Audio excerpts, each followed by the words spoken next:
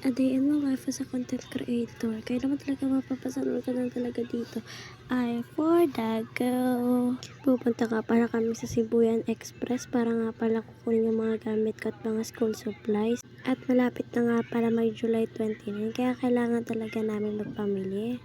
Pero hindi naman talaga ako namili. Si Papa naman talaga at galing pa nga Maynila yung aking mga gamit. At eto nga pala, naglalakad nga pala kami dyan.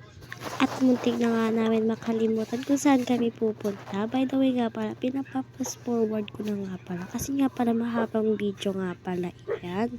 At na mga oras nga pala yan, pababa na nga pala kami dyan ng tulay. At wag na wag nyo nga palang kalimutan mag-like and follow. Kaya naman kung gusto nyo talaga ng more video, mag-like and follow na nga pala kayo. Ng mga oras nga pala, papunta na nga pala kami dun sa pupuntahan namin. At ng mga oras nga pala, at hindi na nga pala namin alam